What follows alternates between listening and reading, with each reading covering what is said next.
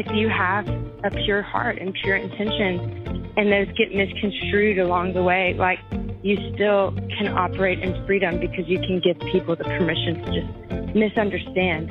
And sometimes you're going to do things that not everybody likes. But if you know that that's what God's telling you to do, you know, even in friendships, he was like, this doesn't even have to be on a platform. Just like true freedom is when you can say what you mean and say what you feel. And if people misunderstand, that's okay because you've actually invited them into that space to misunderstand you. Well, there she is, Lauren Daigle. So we interrupt our regularly scheduled podcasts to bring you a special bonus episode, because when you have about 20 minutes with Lauren, you get that thing ready to go right away. I want you to enjoy this next conversation where she takes us back to how she saw the stage, the lights, the audience long before her career ever took off. I think it's beautiful. It's like God kind of gave her a glimpse of what was to come, and with faith, she trusted it. Don't mind the sound quality too much on this. It's like recorded off of a cell phone. But again, when you have a few minutes with Lauren, you take what you can get. Here we go.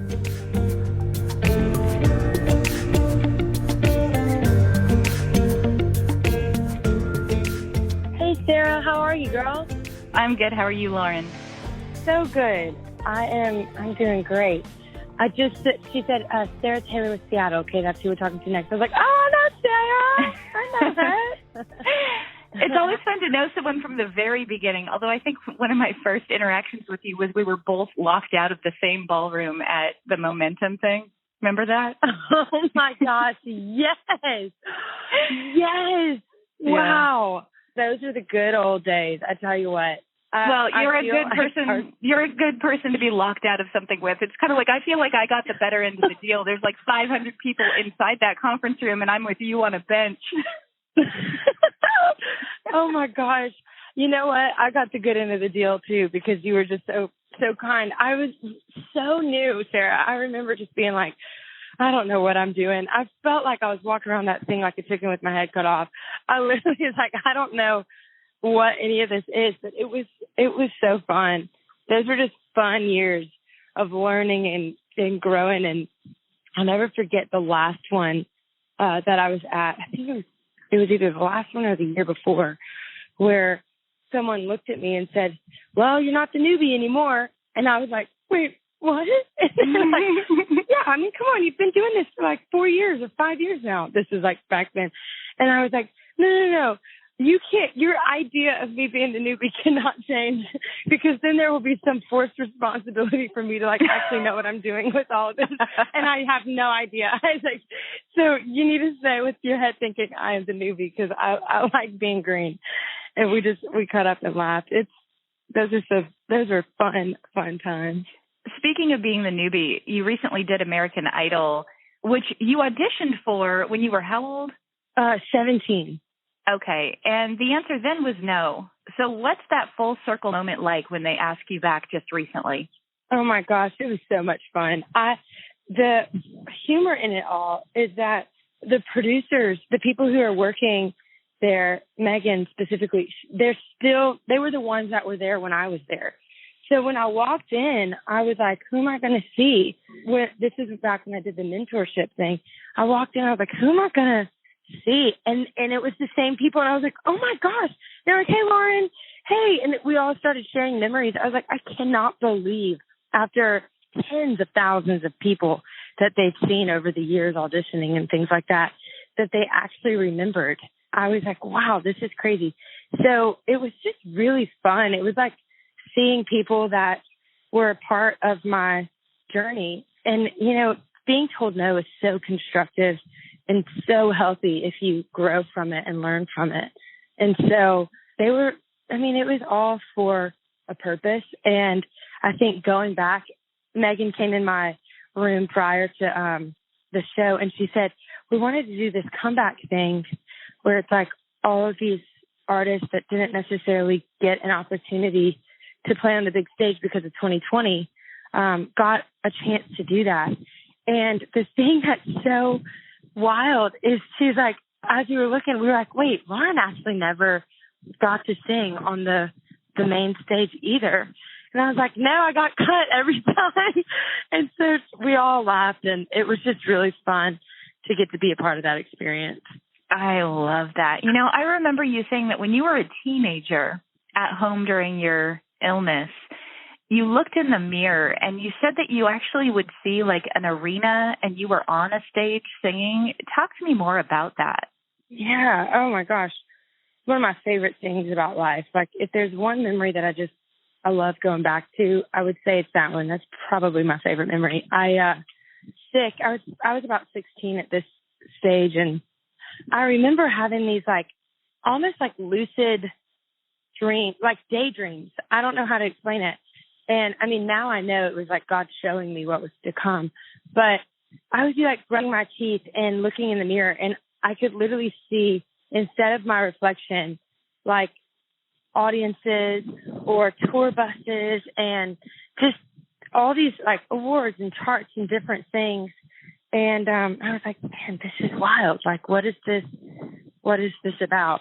And this is before I was singing or doing anything like that. I didn't take my first voice lessons until I was 16 years old, because my mom was like, we got to have something that's kind of like restful for you to be a part of, that's still stimulating and encouraging. And so I started voice lessons. Well, here I am seeing all these pictures, fast forward to 2020, and the tour, that Lauren Daigle World Tour, was the tour that was the one I would always see like in my mirror. It was crazy. I was like, wait a second, this is like dead on. Like everything was exactly what I had seen. And it's funny because like it's been 7 years now, about 7 years since I started touring for the first time.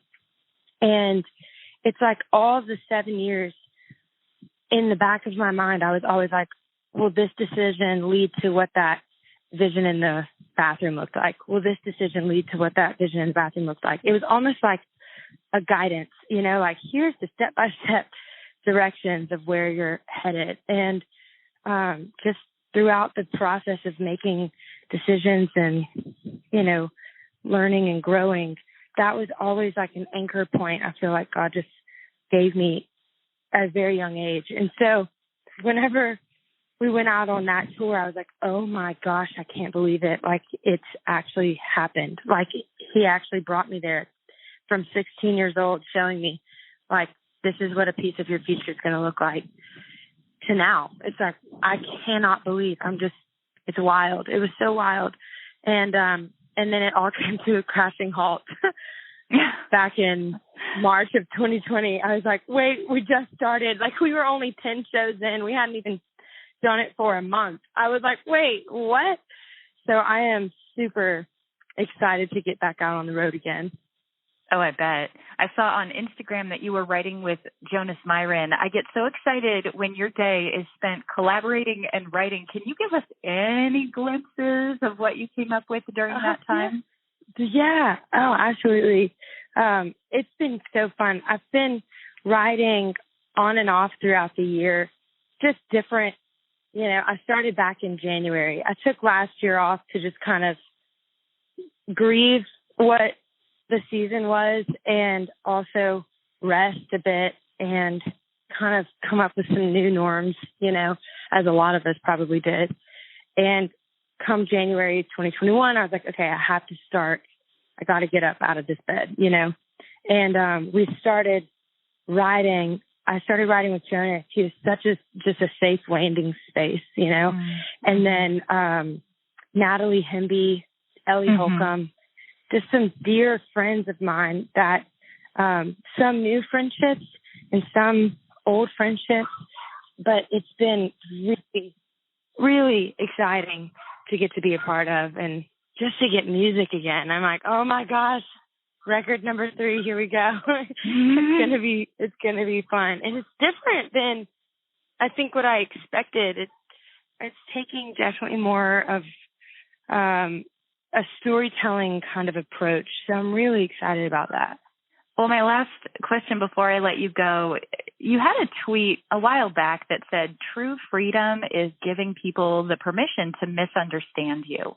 And with a platform as large as yours, that's hard fought to get to that place, but I can imagine that is where your freedom is.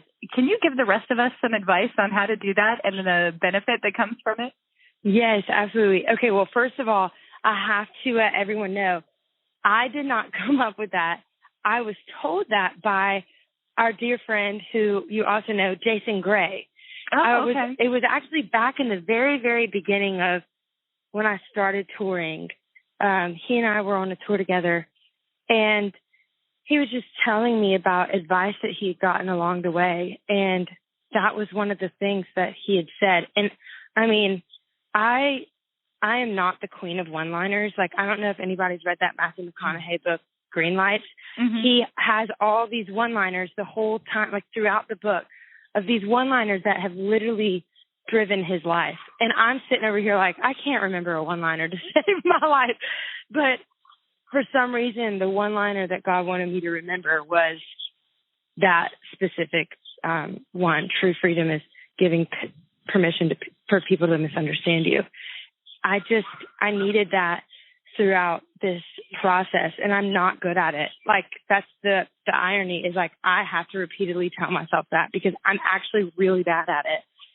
I think I love people pleasing. I'm one of those people that are like, oh, I love when the whole world is happy and we're all like spinning in circles and dancing on rainbows. Like, hello, here we are. And that's not the reality. One person can't make everyone happy. And I think as much as even that coming out of my mouth, I'm like, no, there's got to be a way. You know what I mean? It's like, I think I needed Jason to tell me, like, hey, if you have a pure heart and pure intentions and those get misconstrued along the way, like, you still can operate in freedom because you can give people the permission to just misunderstand. And sometimes you're going to do things that not everybody likes. But if you know that that's what God's telling you to do, even in friendships, he was like, this doesn't even have to be on a platform. Just like true freedom is when you can say what you mean and say what you feel. And if people misunderstand, that's okay because you've actually invited them into that space to misunderstand you. And I think for me, that is such a practice that I'll probably take the rest of my life to understand, So, yeah, I don't know if that helps shed any light on it, but how I think about it is when you're sitting down at a coffee shop and this happened to me the other day, sitting down at a coffee shop and somebody's like, oh, hey, I really like that dress you have on. And I was like, oh my goodness, thank you so much. Let me tell you the story about this dress.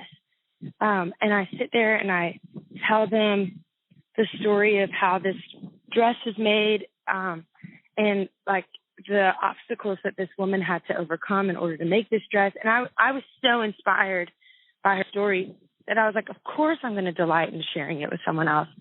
Well, as I'm telling the story, I look at their faces and their faces are growing grim and they're like not amused. They're almost like, could you please stop talking to me? And then when I walk away, I hear them start laughing. And I was like, I have an opportunity right now to listen to that quote over myself and say, no, I actually operated in the freedom of who I am by just simply sharing a positive story. And if they want to scoff at me for that, it's okay. It is okay. And I'm going to give them the permission to misunderstand who I am in this, so that I can carry forth in the freedom of who I am. And so I don't know if that helps, but those are kind of the daily practices of how to keep yourself alive in this cancel culture, society we're living in. Yeah, that helps. Gosh, Lauren, you are just a delight every time. Thank you for your time today. Oh, Sarah, I'm so glad I got to talk to you. Thank you for your time. I appreciate it so much. All right. You take care, all right? All right. You too. Maybe we'll get locked out of Momentum this year together. Okay, bye. There she is. So delightful. So much fun. The one and only Lauren Daigle. We'll be back next week with our regularly scheduled, like bi-weekly podcasts. And again, thanks to Northwest University for sponsoring the whole thing, because that's what makes the Passion Meets Purpose podcast possible. Could I say any more P's in that? Why did I name it that? Why?